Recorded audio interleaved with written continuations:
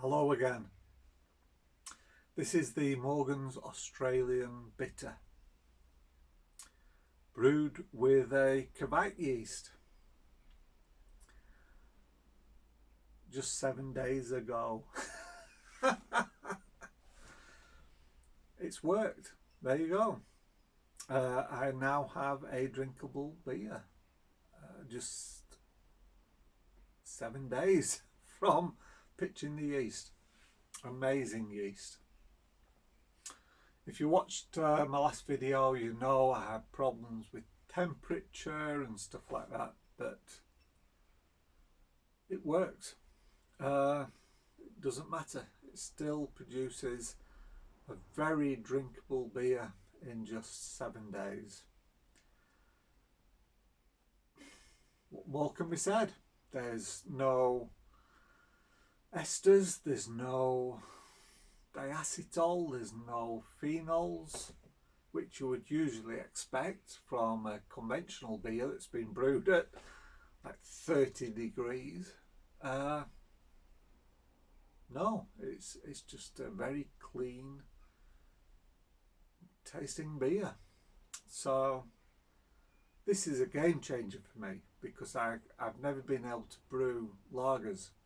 I've used different yeasts. Oh, sorry, this is carbonated as well.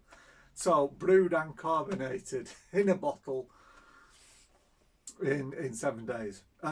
Yes, so I've tried different yeasts. I've tried 3470. I've tried Mango Jack's M54, the California Common. And they do produce nice lager type beers because I can't get those temperatures low enough. I can't lager for sure. So I've always looked for alternatives, and they're good yeasts, don't get me wrong, but they take 2 weeks to ferment, and then you put them in the bottle and it's 2 weeks in the bottle. This is a game changer. Why bother? Why bother with 3470 or M54 or even a cold cheese? I've used them in the past. When you can use Lutra Kveik yeast, completely clean, no esters, no nothing. It's just the beer in 7 days. Perfect, I think.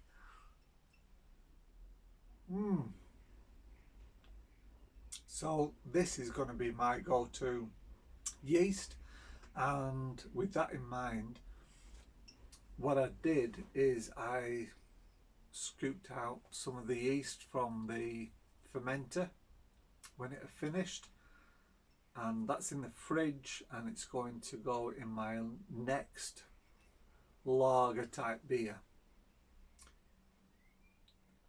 Yeah, beautiful, highly recommend it. It's called Lutra, Lutra, and it's a Kveik strain, and it works incredibly well. I'm still trying to get my head around how good this tastes after 1 week, because usually this should still be in the fermenter.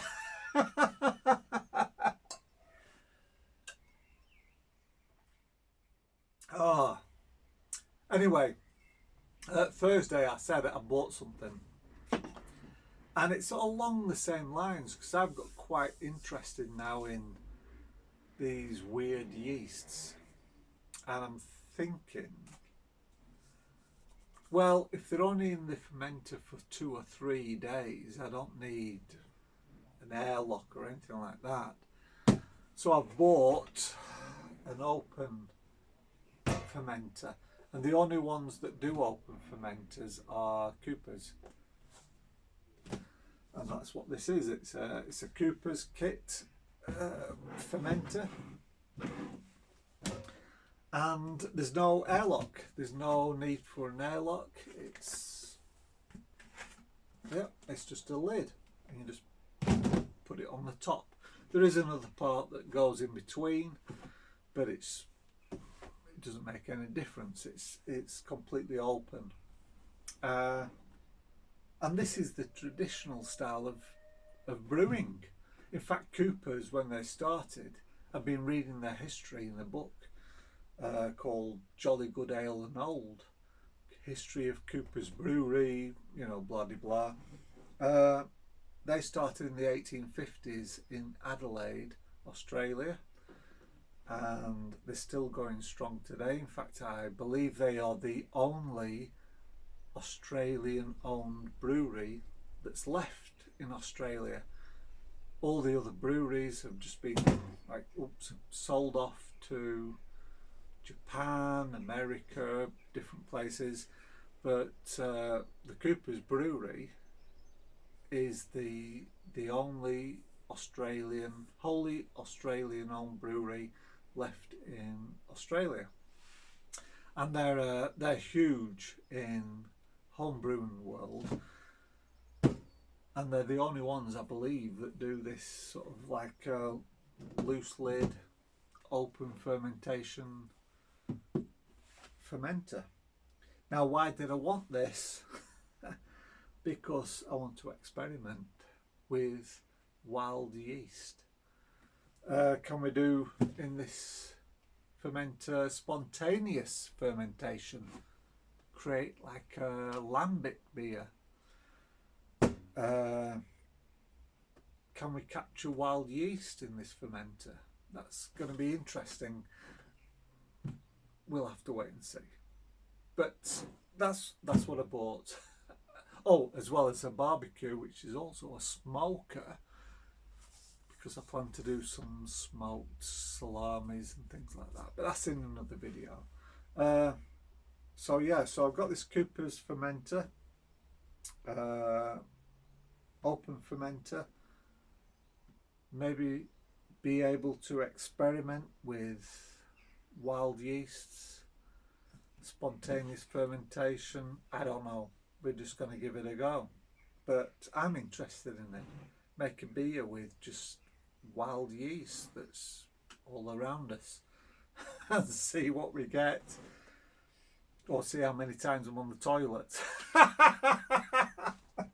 That's probably more likely. But anyway, you know, it's interesting. I like this. You know, I think it's interesting and fun. Although it probably won't be fun, if you know what I mean. All right. Well, thanks for watching. All I can say about the Lutra yeast is it's a big success. Definitely give it a go.